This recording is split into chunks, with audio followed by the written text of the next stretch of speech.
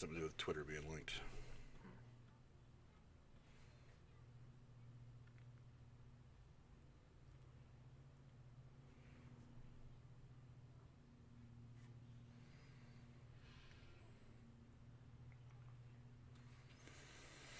Come on, publish, publish.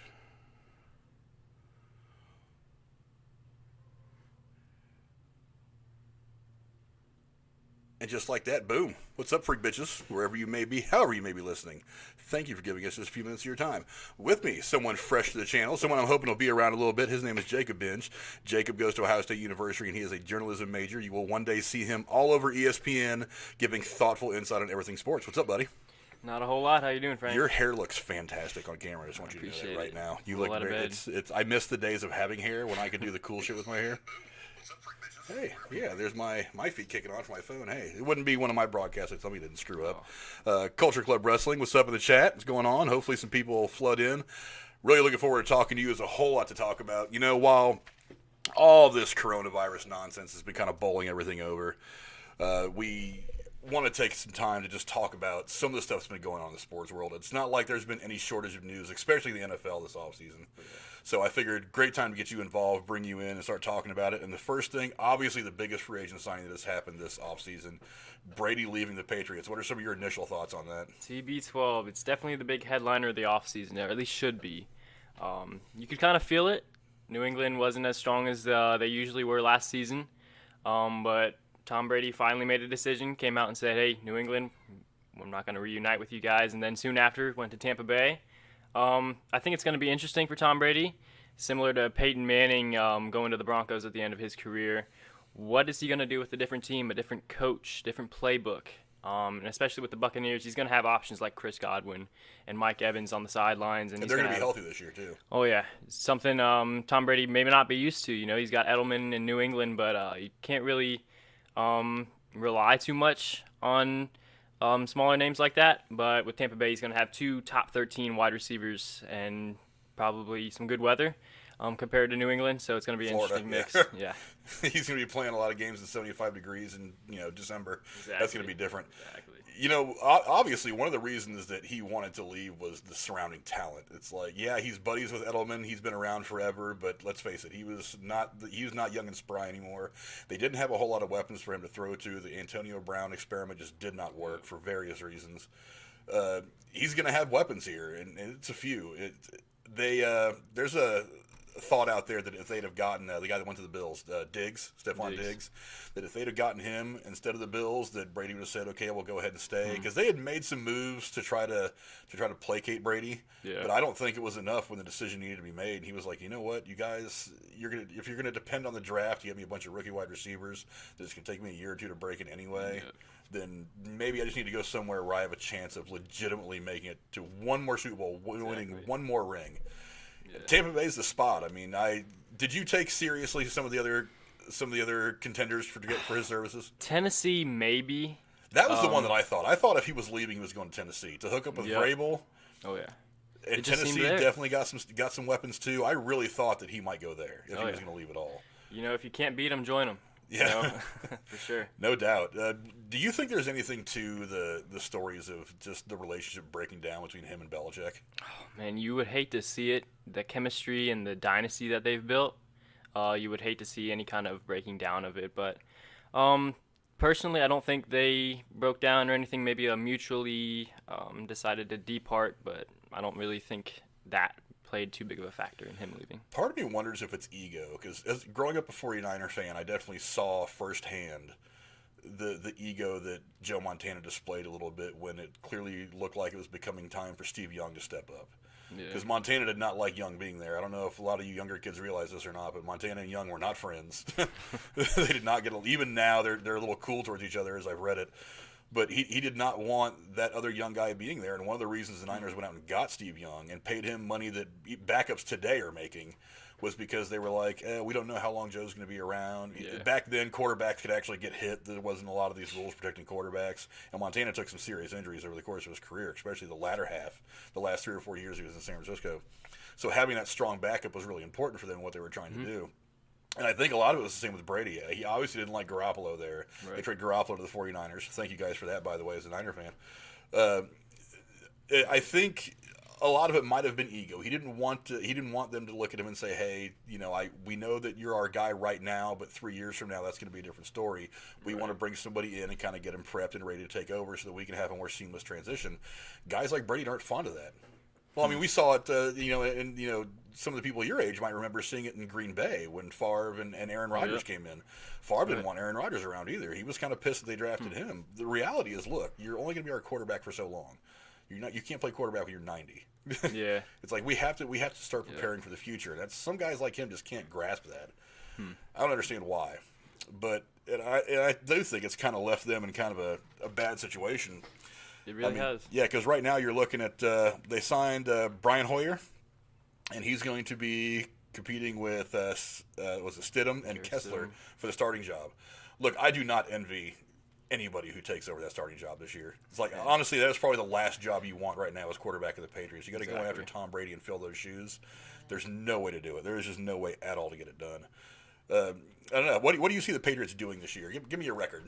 Man, my record? I'm going to go out on a limb. Sub 500 record, You're definitely going to need a playmaker. You're going to need a leader. Maybe Hoyer was the right decision. He has 2 previous stints with New England. He knows the coaching culture. He knows the playbook maybe. Definitely with Jarrett Stidham, you don't know what you're going to get. He was a rookie last year. I don't know how much Tom Brady taught him, how much he learned in practice. And Cody Kessler probably isn't the best option. But I just don't see them in the division, especially with Buffalo emerging. Their defense was good last year, too, especially down the stretch. Their defense was strong. Oh, yeah. I'm not seeing sub 500 yet.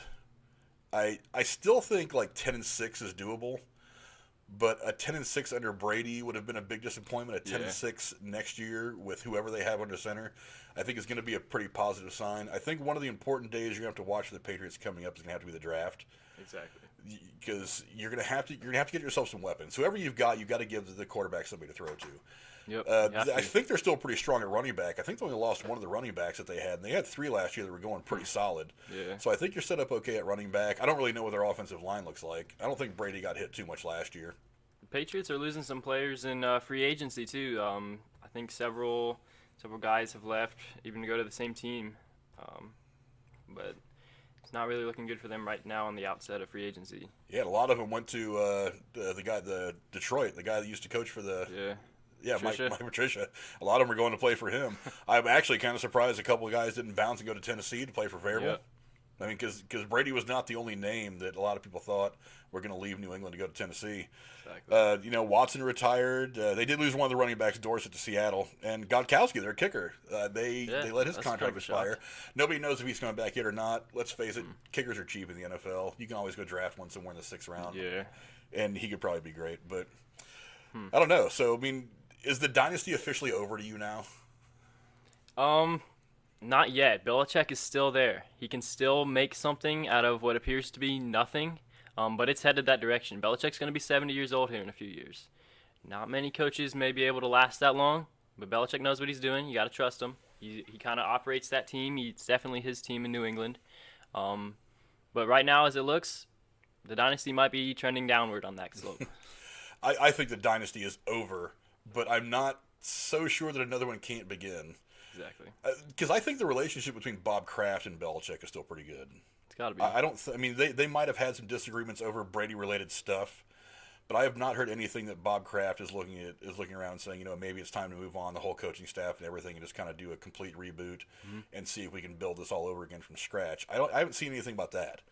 Yeah. So I'm confident that he's still looking at this saying, okay, I've got Belichick. He's already taken some guy who got drafted out of Michigan in like the 18th round and made a star out of him.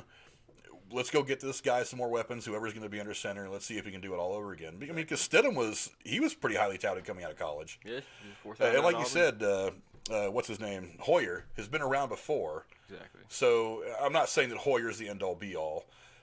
But, I mean, watch the draft. Are they going to draft a quarterback? I'm not sure who's going to be available in the first round. I think the Niners have 2 first-round picks. I don't know if they do or not. I'm not too sure with the Patriots. They definitely wouldn't be positioned well just because of the record after last season. The top guys are going to be taken early. I don't see them trading up. I don't see it either. But my proposition is, depending on what they draft this year and depending on how next season goes for New England, the Patriots could go this way. If Belichick allows himself to have a one blemish on his record and tank, or have a terrible record and have a top 5 pick, New England could go and break down that dynasty and get a top college quarterback next year, and that being Trevor Lawrence. Yeah. You could. I've already heard Colin Cowherd talk on his show about the possibility of New England just tanking this year and trying to get Trevor Lawrence with the tank top for pick. Trevor. You know, there That'd are be already interesting to see. photoshops. There are already photoshops of Trevor Lawrence in a Patriots uniform, you know. Gotta love the internet. Oh, yeah. Yeah, I've hated the Patriots for a long, long time for various reasons, all the way back to the Tuck rule. But, it is like watching an era of the NFL go away now with Brady leaving, and obviously this thing is going to be a lot different. So, I don't know. We'll see what happens. But anyway, has there been a free agent signing other than Tom Brady's that has kind of surprised you? Oh, man. A lot of free agency moves have happened. You know, you got Rivers to the Colts. For me, the surprising move in free agency wasn't a signing, it was an extension. The Titans giving Tannehill that 4-year, $118 million extension was definitely a surprising move.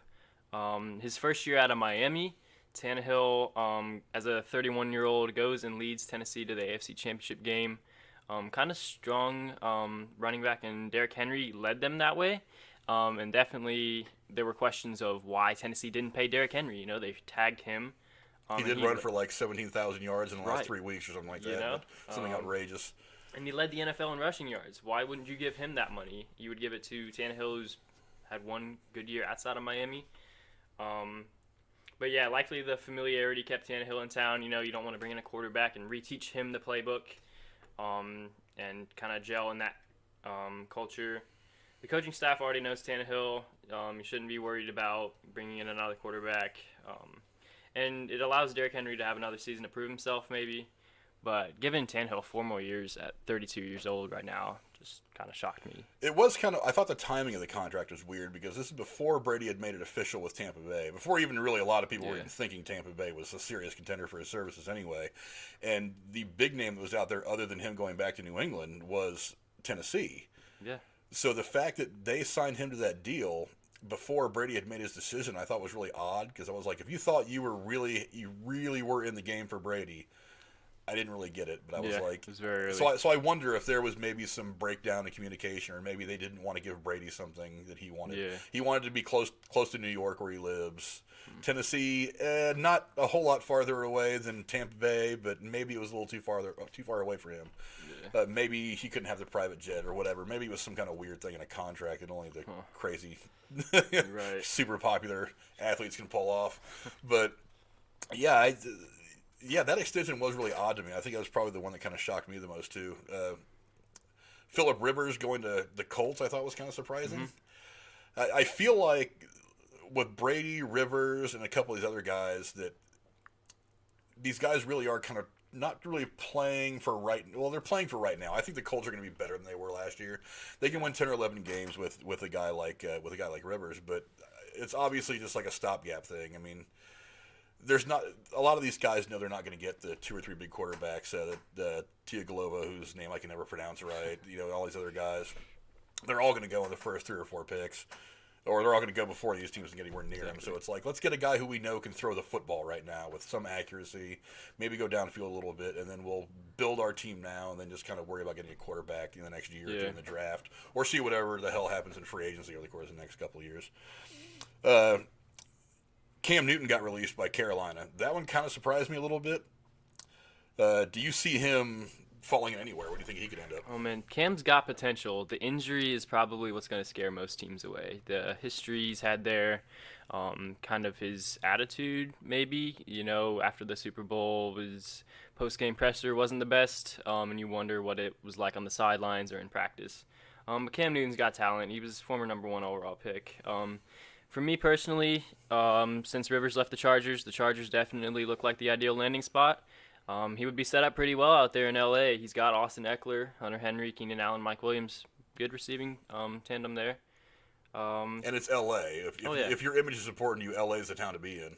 Oh, yeah. That's why LeBron went there, after all. He wanted to start building his post-basketball brand. Exactly. So L.A. is a great place for you to do that. One of the guys that was put out of work because of this Tom Brady signing was Jameis Winston. Last year, he threw 30 interceptions and lost 5 fumbles. The thinking amongst most people is that they would have won probably 11, maybe 12 games last year had you cut those numbers in half. They lost an obscene amount of games by less than 1 possession last year. Do you think anybody is going to give this guy a chance? Is he too turnover prone? Is there somebody out there you think can rein him in? Oh, man. Jameis Winston, do you remember him being a number 1 pick? Yeah. Number 1 overall pick. 30 interceptions, you wouldn't think that. But Winston also led the NFL in pass yards last year. He had over 5,000 pass yards. He had targets. Again, the potential is there, just like Cam Newton. He had 250 rush yards. Next closest would have been Prescott with 277, just with that many pass yards and that kind of ratio there. Prior to last year, though, Jameis Winston never threw more than 4,090 yards. And he had a big jump up to 5,100. That's kind of raise your eyebrow there.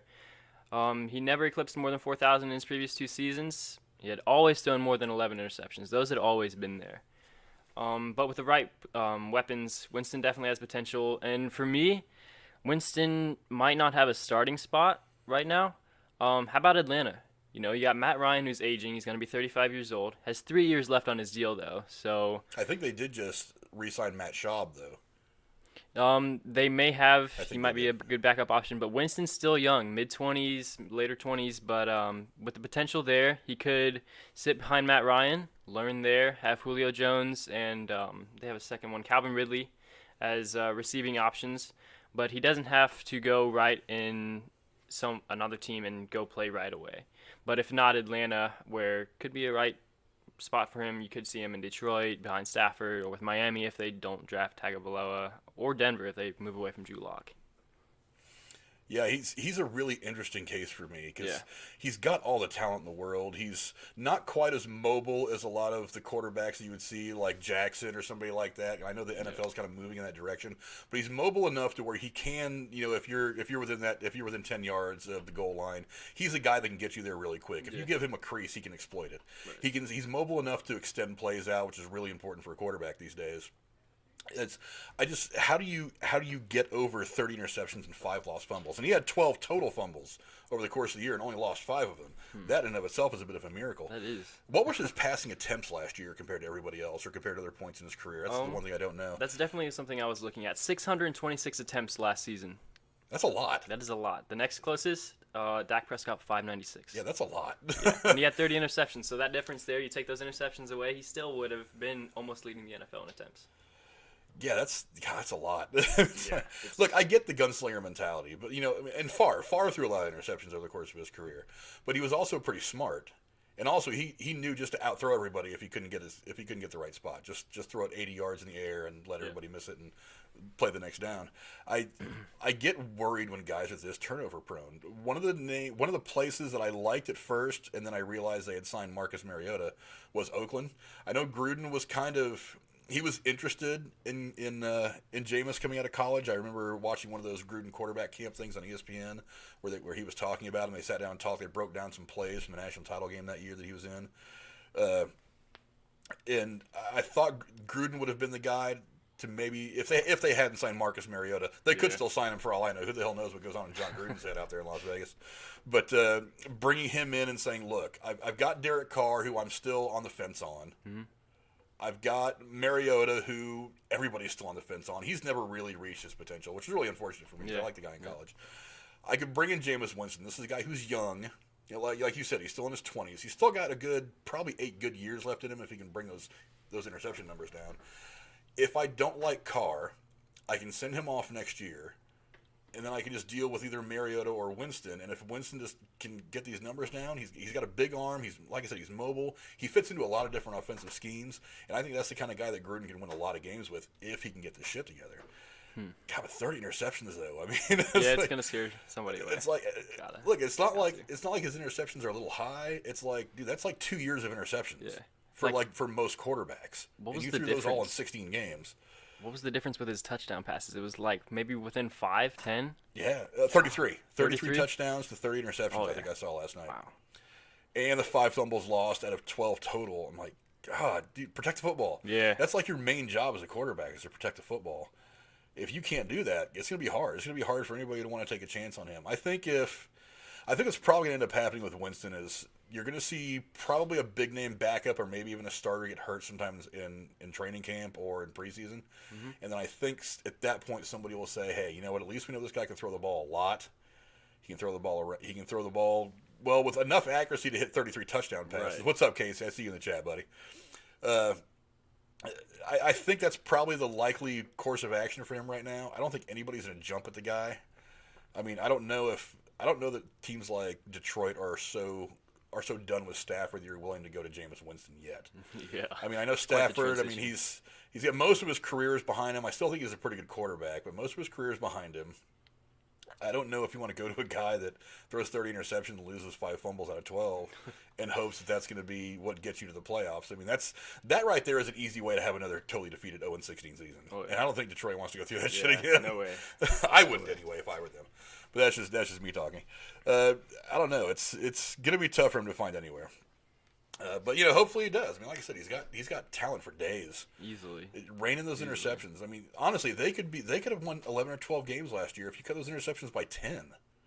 Easily. They lost a bunch of games by 1 possession, and those interceptions right there are it. He threw, I think I heard this the other day, it may have been on Colin Cowherd's show, he threw 4 of his interceptions in the first pass of the game. His first attempt of the game. And I was like, wow, it happens. It happens once a year to some quarterbacks. Yeah. But 4 times in 1 year, like 3 or 4 times in 1 year on this first passing attempt of the game. Are you using the West Coast offense? Are you just getting comfortable, throw some screens, throw some slants, just start moving the ball, get comfortable, and then take that big shot? I mean, every quarterback's going to throw one, but come on, man. Wow, that's definitely something he's got to he's got to rein that in. Hopefully he finds a spot. Like you said, he's young. He's got talent for days. Yep. And I wouldn't mind seeing him win big, and even win a Super Bowl. But, man, 30 interceptions, that's bad. Yeah. That's really bad. One of the things that came out of the football world over the last couple of days is Dallas Cowboys center Travis Frederick retired after being diagnosed with Guillain-Barré syndrome. How do you think? For one, obviously we're worried about his health. He took the right course of action. Guillain-Barré syndrome is. I don't know a whole lot about it. I know it can screw your body up really, really bad. He actually missed all of 2018 because of it. Came back last year, played great, but fully diagnosed now, and it's something that's going to kick this guy's ass pretty quickly over the course of the next 5 or 10 years. That's very unfortunate. I mean, I hate to see a guy in the prime of his career just banging it out the way he was doing. I think he got Pro Bowl every year but one. Yeah, 5-time Pro Bowl selection. Yeah, just to see a guy like that, especially for Dallas. I mean, because the biggest part of what they've done for the last several years has been they've had one of the better offensive lines in football for a while. And that's one of the reasons why Dak has managed to put together some decent numbers. It's one of the reasons why Zeke has been able to run roughshod over so many teams because that offensive line has been strong. How do you see this affecting their offensive line? Oh, man. Well, I've got a buddy he's a Cowboys fan, and he prided himself on that offensive line. You start a team with that offensive line, you build 5-6 guys on that line, and you protect the quarterback. But it's definitely unfortunate for the Cowboys to lose a guy like this. You have to do what's best for your long-term health, though, ultimately. He already lost the season to this autoimmune disease. I studied a little bit about it. It affects the nervous system, the strength and motor skills. It's got to be a battle in practice, especially in Dallas, in a big market where you're expected to play good. If you slip up a couple times, you're gonna get focused on it in the papers and stuff. But if your motor skills are not really, really wired tight, and you're standing across a guy who's 300 pounds of muscle, and he's 6'5", 6'6", and he's ready to throw you all over the field, that's not a recipe for anything good to happen. Exactly. Yeah, it's gonna be definitely different. I think it's probably, if there's a silver lining to any of this, is that it's happening now. He got diagnosed now. They can address it in the draft. Maybe they can adjust their draft strategy. So in the war room, they can sit there and say, you know what, we need to get a good center to replace this guy. I don't know what's left in the free agent market. I know a lot of the free agent stuff tends to revolve around, the ball handlers, the guys that, they get all the money and sell all the jerseys. But, so if there's a silver lining to all this, they have time to address it in the draft. Center is one of those things where you can find them in the 3rd, 4th round. Like I said, the high-profile positions go quick, but you can find some really, really good offensive linemen out there.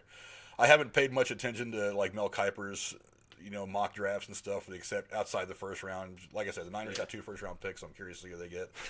I'm definitely going to be getting more into football this year. I did the live stream with my buddy Drew over the Super Bowl last year. It was a very disappointing outcome for me. I was very, very sad. I drank a lot that night after the show was over. but I got over it pretty quickly. Yeah, it's definitely our best out to Travis Frederick and his family and what he's going to be going through with his sickness. And the Dallas Cowboys, like I said, they're in a position right now they can deal with it in the draft. For sure. And hopefully they find somebody good. But yeah, Dak Prescott. Let's talk about him for just a second. I mean, has he even signed yet? I'm pretty sure he was tagged, but I don't know if he's agreed to an extension. I don't see him getting the money that he wants from anybody. I just think the name probably brings that kind of attention. I don't really know if he deserves the money yet. Just looking at some of his stats, he's thrown for over 3,300 yards in each year of his 4 seasons.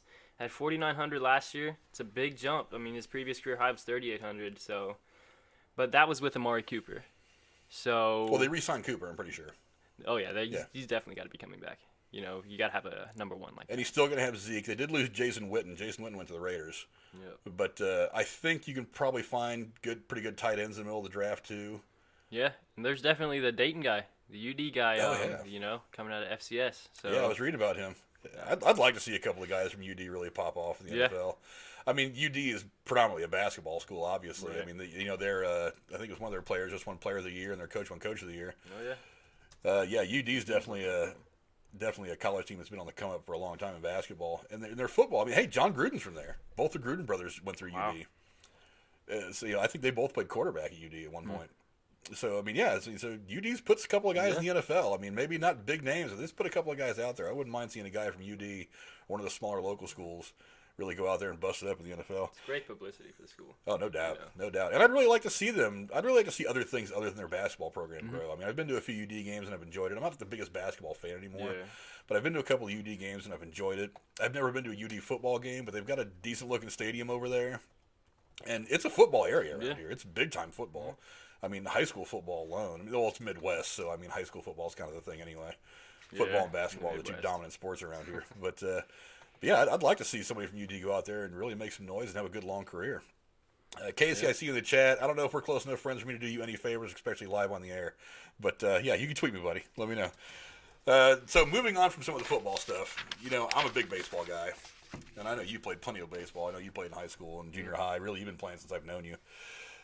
Biggest news that I read, Noah Syndergaard, the entire 2020 season gone. Tommy John surgery. Boy, if that's a pitching staff that does not want to lose him for a whole year. For sure.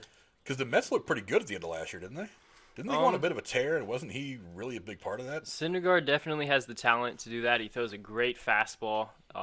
The speed is there for sure. He just never really was able to channel it like Jacob deGrom has. DeGrom going out and winning those Cy Youngs, but he went 10-8 last year, had 2.5 WAR. His ERA was still over 4 though, which is still somewhat respectable.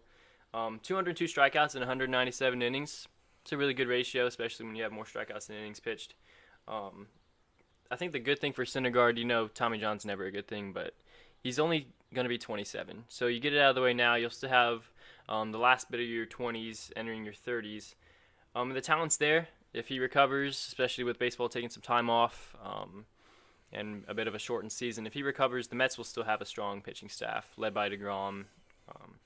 But that may not be the big problem for the Mets because last year they lost Zach Wheeler to Philadelphia, an interdivision team. So that's 2 of your guys in your rotation who aren't going to be back. So I was pissed when the Giants traded Wheeler to the Mets too. I did not like that trade at all. Was it for Beltran? Yeah, yep. I did not like that trade at all. And Beltran did some good for us, but man, I was like, we need guys like Wheeler to anchor this pitching staff for a while. But I'm not the one that makes those decisions for the Giants, so whatever. The Mets did go out and get Rick Porcello, former Cy Young winner, and Michael Wacha. So they have a few guys to go in and fill those holes. Definitely want to see Syndergaard back on the field, though. It's a different landscape for pitching these days than it was even like 10 years ago. Because it seemed like when I was younger and getting into my 20s and 30s, it was like you had to have that one guy who won 20 games. Nowadays, like 14 wins is still good. If you can just put together a staff of guys that get you 12 to 14 wins, it seems to me like bullpen is where all the pitching needs Yep. to be in baseball these days. Somebody finally figured that out.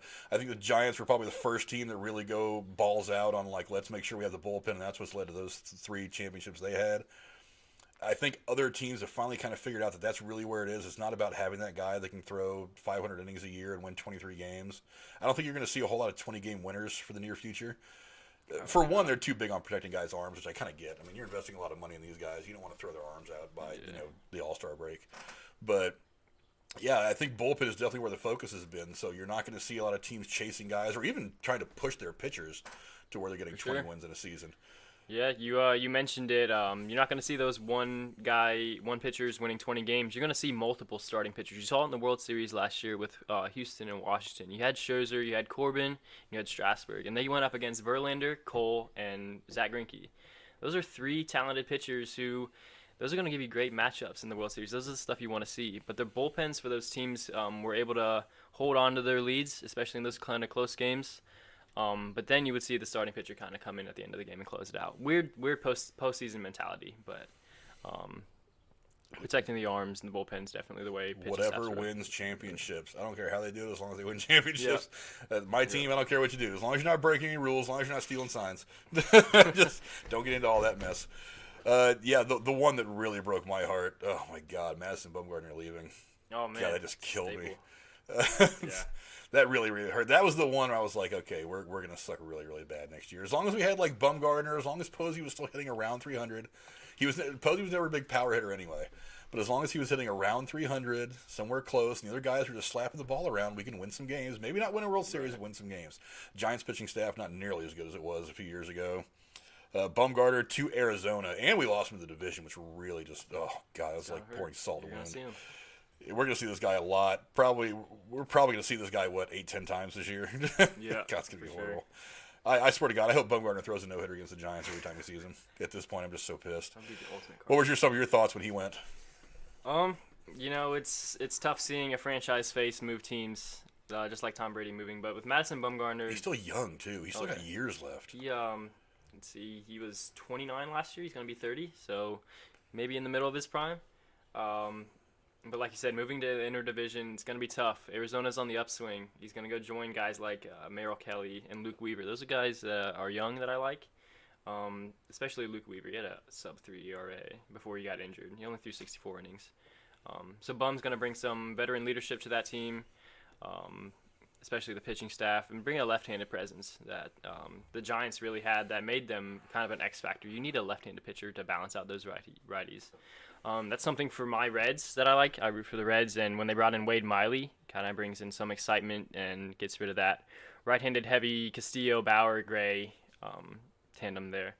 But the Giants, though, there's still reason to look up. You have Tyler Beede, you have Derek Rodriguez, who have the potential to grow and develop into guys that could maybe be a staple in the rotation. But for now, I don't really know who the clear-cut number 1, number 2 would be. I think we still have Cueto. I think he's coming back. We still have long-haired guy. I'm drawing a blank on his really long name. Samardzija, yeah. The guy used to play wide receiver for Notre Dame. I used to watch him play. I watched him play college football at Notre Dame. We still got that. Are they aces? I don't think so. I think Cueto's ace years are behind him. I loved watching him when he played for the Reds. I would actually buy tickets. If I knew he was pitching for the Reds that night, I would buy tickets just to go down and watch him play. He had the stuff. So I was pretty excited when he signed with the Giants. He just hasn't really been healthy since he's been there. He had I think that first full year with the Giants, he was fairly healthy. Ever since then, he's missed at least half of the season. But, pitching is the key. I know they've drafted pretty well from what I've read, because I still read a lot of the stuff. And I know they drafted really well. So I don't think that long-term the Giants are in too bad a position. But, again, it's going to come down to just building these guys up in the minor leagues. Easily. Making sure that you've got that solid foundation so that in 4 or 5 years you start to give these guys, give them a September call-up, see what they can do, and then maybe that next spring throw them out there against the big guys. What bothers me right now is, man, the National League West is looking pretty stacked. It's getting to be a pretty tough division, and if you're not going to be contending, you're going to lose 100 games real quick. Yep. Padres have gotten better over the last couple of years. The Dodgers are still the Dodgers. Arizona, obviously, they went all in by getting Bumgarner. They've got their ace. It's going to be a tough division. I mean, I think even Colorado is managing to put together a good team kind of on the sly. Mm-hmm. God, it's going to be a bad year for the Giants. They're going to lose 100 games. It's going to be tough. It's going to be ugly. I mean, and who knows? Maybe one of these pitchers that they have is going to. Maybe they're going to find some gem in the minor leagues that really. I mean, he puts it all together. Maybe Buster does have some weird power year where he hits 320 and 35 or 40 home runs. I don't see it happening. But I mean, yeah, the Giants are definitely getting to that point where it's like, okay, you got to start to move on. I'm really surprised they haven't dealt Brandon Belt yet. I've thought for the last couple of years they've been trying to lean towards moving Belt, and then moving Posey over to first to kind of save his legs for the last couple of years. Makes sense. Because I've been seeing him DH a lot in the interleague games and stuff like that. They just want to kind of give him a break. I mean, dude, I know he looks like he's 12, but he's not 12 anymore. I mean, Christ, the guy's like 30-something years old now. And, God, catching is hard. I caught in junior high, and, like, that 1 year that I did it a lot, it's like I was hurting at the end of the day. It's like, that's terrible on your knees. I don't see how some of these guys do it for an entire career. Like Piazza and all these guys, I don't see how these guys are walking after their careers are over. Yeah, you gotta wonder how they're doing. I mean, now I didn't have the luxury of the knee savers and stuff like that when I was in junior high trying to catch. But I mean, these guys got that stuff now. They have more technology. They have more equipment. They have, the trainers are a lot better than they were. I mean, I didn't have any kind of trainers at all when I was in junior high and high school trying to play ball. But yeah, it's a tough position to play. That's definitely the toughest in baseball. So, I mean, just looking at it right now, where we're at right now, give me your playoff teams. Playoff teams, man. This was a really exciting offseason for Major League Baseball. I know we're way off, but I mean, let's go ahead and make that outrageous prediction right now. We got to get to opening day first. For me, the playoff teams, we'll start in the AL East. I think the Yankees, it's definitely their division. Boston they didn't really concede when they traded Mookie Betts away. They still have guys like Xander Bogaerts and Devers going to lead that offense. The pitching staff took a hit when Sale went down and when David Price was traded away, but the Yankees probably will run away with that division, barring any kind of difficulty from Tampa Bay. The Central is probably up in the air between Minnesota and Chicago. The White Sox have made some great additions with Gundal. They signed Roberto extension. He'll be coming up and joining Eloy in the outfield. And those are the two teams I expect to make the playoffs in the Central, probably with the White Sox gaining that wild card spot and the Twins just winning the Central last year. They'll probably fix that up. In the AL West, I probably would go with the Houston Astros. Regardless of the trash can banging or the sign stealing stuff, the talent is still there. Altuve's a great hitter. Bregman's a great hitter. They have Verlander still. They have Greinke, and they have young guys coming up. But I expect the Angels to also make a run for a wild card spot and make the playoffs this year, especially with Rendon joining Trout. Two big bats in the lineup. Then over in the National League, the Atlanta Braves are a team that I really have a great positive outlook on. I like Acuna. I like Albies. And I liked when they signed Cole Hamels. It's going to be a great veteran leadership staple in that rotation. I think it's going to lead them to another division title. The Phillies, man, you really wish they could have made something happen last year with Bryce Harper. I was really surprised that Bryce Harper, that whole thing didn't go. It didn't get off to a good start. It really was a shocker for them. So they went out and got Gregorius. But I expect them to actually make a run and maybe grab a National League wildcard spot there. The Nationals will probably still stay relevant. Most of the team is still there from the World Series last year, minus Rendon. But Juan Soto will probably step up pretty big. The NL Central is going to be taken by the Reds. They made the most moves. They took away key guys from the Brewers, key guys from other teams they traded for Bauer last year. And the Cubs really are kind of in a standstill with themselves. They don't know what they're going to do with Bryant, Rizzo, and I'm pretty sure they lost. Yeah, Cole Hamels they lost in the rotation, so they'll have to figure some things out with their arms. And then in the West, it's going to be the Dodgers. They won it, 6-7 seasons in a row. Colorado hasn't been able to jump things there. Arizona is still trying to figure things out. Adding guys like Bumgarner is going to help. I still feel like they need hitting in Arizona. They probably do. They went out and got Starling Marte from Pittsburgh. They're going to have the two Marte guys out in the outfield. I don't really know if Ketel Marte is going to be able to repeat the kind of season he had last year. That's why I'm not predicting anything too big from Arizona. But those would probably be my playoff teams. And if I had to give you a World Series matchup, I think the Yankees are going to be the representatives from the American League, and it comes down to the Dodgers or the Reds in the National League. I just think the talent is there.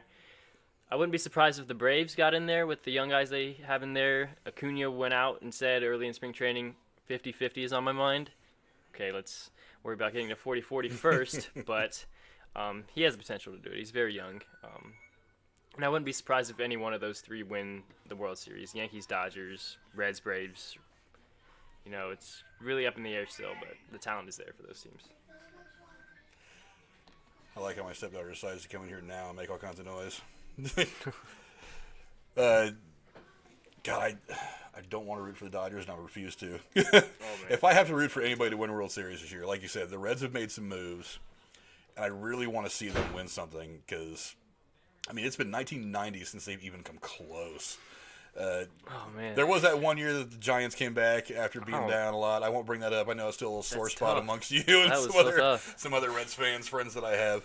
But, God, they other than that one year where the Giants came back and beat in the division series, they haven't really been close. I feel like they've never been able to put the pitching and the hitting together at the same time. As a matter of fact, I said one of the years the Giants won the World Series, if you'd have put the Giants pitching staff with the Reds hitting that year, that they might have gone 160-something and 0 and just bowled through everybody. It would have been brutal because they were hitting the hide off the ball one year, and their pitching staff just couldn't hold. It's like I think they had some bullpen problems that year. I think they couldn't settle on a closer.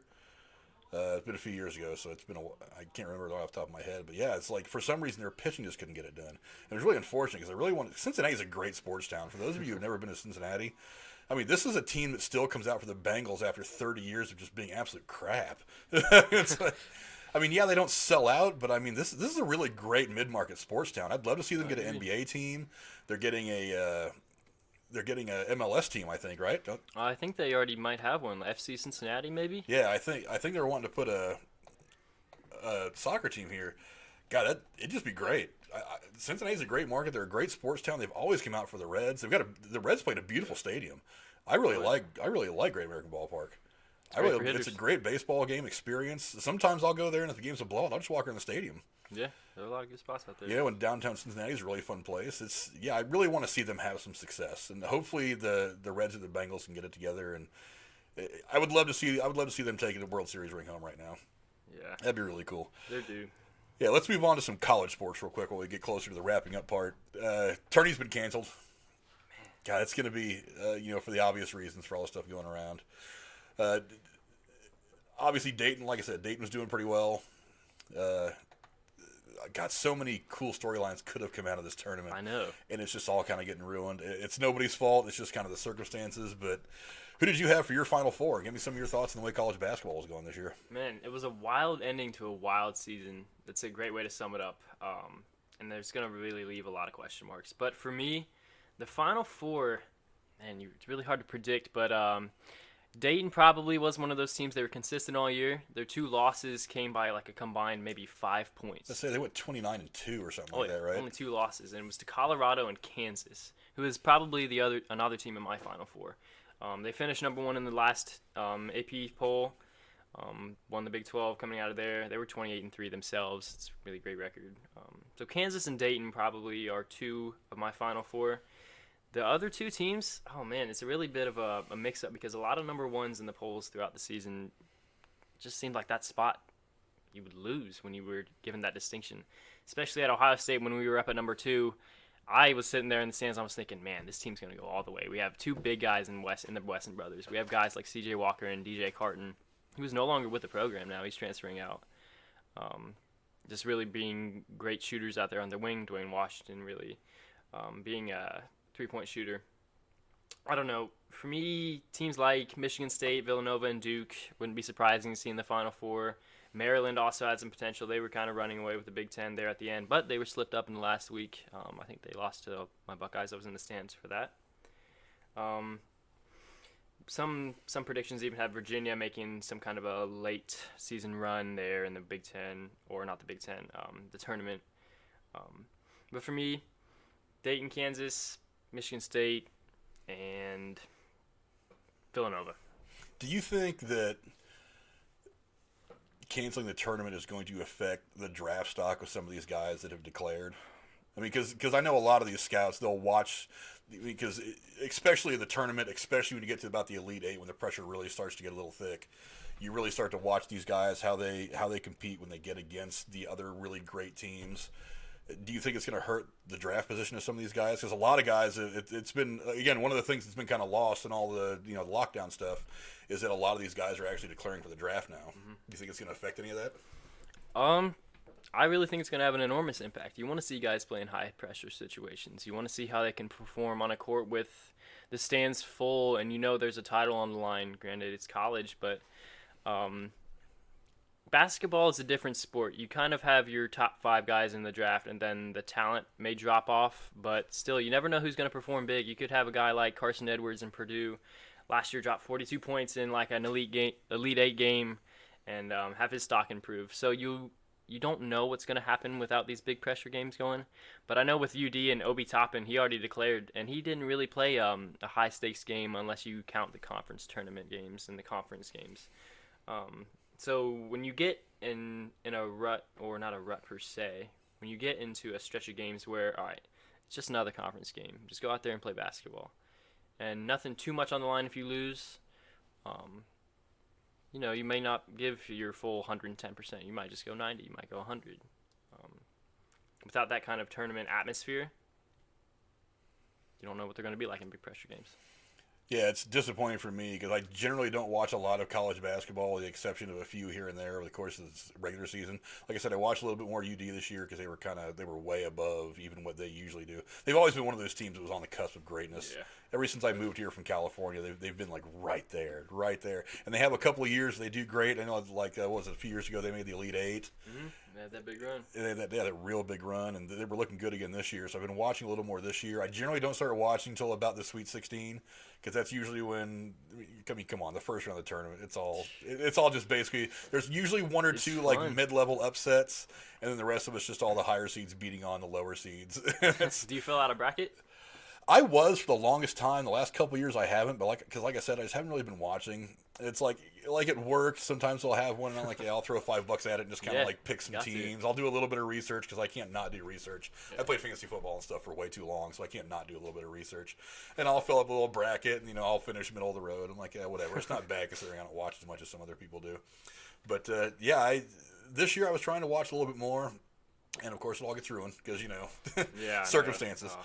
But let's talk a little bit about some of those circumstances. You can't not talk about this COVID-19 thing anymore. It came down just a couple of days ago. They've officially canceled postponed the 2020 Olympics in Tokyo for 1 year. Do you got any quick thoughts on that? Probably the right decision for sure. You don't want to go out and bring all these athletes in from these countries and potentially risk their health, and it's going to be on their minds anyway. They're going to be worried. Some probably would even say, "Hey, I'm not going to participate in this." Well, Canada did. Canada flat out said they're not sending any athletes. Well, I think at this point it was already kind of a foregone conclusion that the games were going to be postponed anyway. But Canada came out and flat out said we're not sending anybody to the Olympics this year if it happens at all. Probably really the only decision that could have been made, and not just because of everything going on. It's even if it were just kind of running roughshod over China like it has been. Japan is they're a very thin body of water away from where all this was going down. So I mean, Japan was right there next to them anyway. So really the only thing they could have done. Probably the best decision to make. It does kind of suck because there's billions of dollars to go into putting on Olympics and throw on that party. That's one of the reasons why a lot of cities just don't want to do it. A lot of countries don't want any part of it. I mean, Greece, part of the reason they had their economy melt down 3 or 4 years ago is because of the expenses they incurred throwing the Olympics in 2000. I mean, that really just broke their economy. It can be horrible. I think there's only been, as I've read it, there's only been 2 Olympics that have been profitable out of the last, I think, 70 years. Really? And that was Barcelona and Atlanta. Those are the only 2 Olympics that have been profitable for the longest time.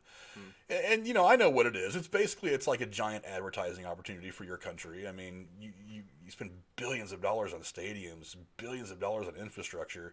You use it for like a month. And then you go away. And there's usually plans to use some of these things afterwards. I know a lot of places, especially when they have stuff like that here in the U.S., like the Winter Olympics a lot, they'll use like the hockey arena they built for like whatever, minor league hockey team for a college or whatever, something like that.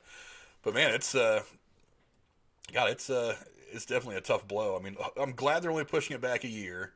So really, I mean, expense wise, I'm sure they'll find something to do with these places for a year. So maybe they won't go broke trying to maintain these places, and then hopefully this thing will be ready. We'll be over this thing in a year. We'll get back to the Olympics. The Olympics is the only time that I watch half these sports. I don't watch a lot of track and field. But I'm watching for Usain Bolt doing his thing out there and stuff like that. But yeah, hopefully this thing will come back strong. The last thing I want to talk about is what do you think attendance is going to be like initially for sporting events as this whole virus thing blows over, and we're finally like, okay, we can have big gatherings again, we can play sports. What do you think attendance is going to look like? Well, it makes sense if attendance were to be low and there's that general pessimistic worry among fans. But for me personally, I feel like it would be awesome and historic to be at the ballpark where that first pitch is thrown and you're like, all right, let's get ready for some sports again, you know? And Major League Baseball is probably going to be that league that's going to be the first one to make that decision and restart games, just because they're going to need 2, 3, 4 weeks to have like a second spring training if that happens again this year. But for like some kind of athletics that still go on is WWE. WWE has WrestleMania coming up here in a few weeks, and they went ahead and moved that to the Performance Center with no fans, and they're having no audience in their shows, and it makes for an interesting show to watch because there's no fans in the stands. The wrestlers feed off that atmosphere, and it's just different. And so Vince McMahon definitely made an outlandish decision, but probably the best decision for business, making WrestleMania 36 a 2-day event for the first time in history. And bringing in Gronk, so you're bringing in a guy who's immensely popular to be like your MC. Exactly. Yeah, they're definitely making the best out of a shitty situation for WrestleMania. Vince is probably thinking, why haven't I done a 2-day event sooner? You know, it makes sense. Yeah. It's the biggest show of the year. Yeah, I was telling my oldest son, I was like, you're experiencing this time to where you're gonna build this unique memory that not a lot of people are gonna have. You are going to experience this craziness, and you're gonna live to tell about it. So you've got a really crazy story to tell your kids and grandkids one of these days, because it's like my kids every now and again will ask me, what was it like to see something like 9/11 or the Challenger, because I'm old enough to have experienced the Challenger disaster. It's like it's that you're gonna have that wisdom of what it was actually like to experience this and that personal take out of it all. That said, I agree. I would love to be in the stands for that first pitch. That sense of normalcy, that relief that, okay, it's all over. Now I can get back to just watching a ball game, having a beer. I can get back to, going out to dinner. I can go see a movie, which is one of the things that's been driving me nuts. I do a lot of entertainment stuff on this channel. I can't go see movies right now. It sucks. I can't get my hair cut. Yeah. That's all right, though. Your hair looks fantastic. As I said, you look great. But, that's all I've got. Is there anything else you want to talk about? I think that's all I got, too. Okay, give me some of your bio. Who are you writing for right now? Right now I'm writing for The Lantern, which is the student-ran newspaper up at Ohio State. I'm also writing for Primetime Sports Talk. It's a website covering the major sports. It's where I cover Major League Baseball, kind of a beat reporter for the Cincinnati Reds. I'm also a broadcaster with Scarlet and Gray Sports Radio, a student organization up at Ohio State. I broadcasted several women's hockey games. I called one men's basketball game in the fall. I was really looking forward to calling some baseball, but the season got canceled due to the pandemic. But really, those are my big three I'm focusing on right now. You can find my work at The Lantern. I've covered 9 sports already. I've written over 10 articles. Primetime Sports Talk, same thing. A lot of baseball stuff coming out that way, and hopefully more in the future. Damn right. I will put the link to his Twitter and to the Lancer down below. You can definitely go check him out. He's been writing a lot of really cool articles. You guys should really get into reading this guy, especially if you're one of the guys. Like I see Casey, I see Ryan in the chat. Thank you guys for checking in. I know you guys are following guys like JB on JB Sports Radio. Definitely give this guy a listen to. He's really smart, and he has definitely got a future in this whole sports writing business. I want to thank you for coming out. Hopefully, as more news breaks over the course of the summer, we can do this again. Do this pretty regularly. Sure. And then, you're going to go get your degree, and you're going to be a big-time sports writer. And you're going to say, remember that Nobody YouTube channel I was on a long time ago? Yeah, who was that fat bald guy again? Oh, yeah, I forget his name. Anyway, he put me on YouTube for the first time. Like I told you, man, start a YouTube channel. I think you'd be great at it. Right. I think you look great on camera. You're smart. I think you'd make a killing. I think it'd help build your career a lot. Appreciate it. Definitely giving it some thought. So, I'll put